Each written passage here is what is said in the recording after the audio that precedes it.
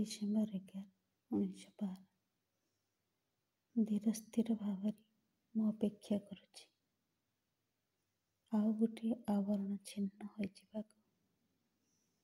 ଯେତେବେଳେ ତୋ ସଙ୍ଗେ ମିଳନ ହେବ ସୁସମ୍ପନ୍ନ, ମୁଁ ଜାଣେ ଏହି ଆବରଣ ତିଆରି ହୋଇଛି କ୍ଷୁଦ୍ର କ୍ଷୁଦ୍ର ତ୍ରୁଟି ଓ ଅସଂଖ୍ୟ ବନ୍ଧନର ସମଷ୍ଟିରେ।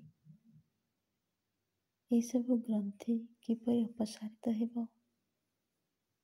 ଧୀରେ ଧୀରେ ଅଗଣିତ କ୍ଷୁଦ୍ର ପ୍ରୟାସ ଓ ଅନିମେଷ ଅତନ୍ତ୍ର ପର୍ଯ୍ୟବେକ୍ଷଣ ସାହାଯ୍ୟରେ, ନା ଅକସ୍ମାତ୍ ତୋର ସର୍ବଶକ୍ତିମାନ ପ୍ରେମର ଏକ ବିପୁଳ ଉଦ୍ଭାସନରେ? ମୁଁ ଜାଣେ ନାହିଁ, ମୁଁ ନିଜକୁ ଏ ପ୍ରଶ୍ନ ମଧ୍ୟ କରୁନାହିଁ। ଅପେକ୍ଷା କରୁଛି ଯଥାସାଧ୍ୟ ସତର୍କ ଦୃଷ୍ଟି ରଖି, କିନ୍ତୁ ନିଶ୍ଚୟ ଜାଣେ ଯେ ଏକମାତ୍ର ତୋର ସଂକଳ୍ପ ହିଁ ବିଦ୍ୟମାନ।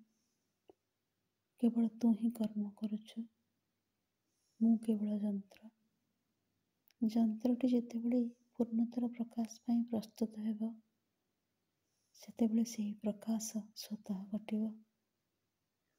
ଆବରଣର ଅନ୍ତରାଳରୁ ବର୍ତ୍ତମାନ ବି ଶୁଭୁଛି ଆନନ୍ଦର ମୌନ ସଙ୍ଗୀତ, ଯେ କି ତୋର ମହାନ ଆବିର୍ଭାବକୁ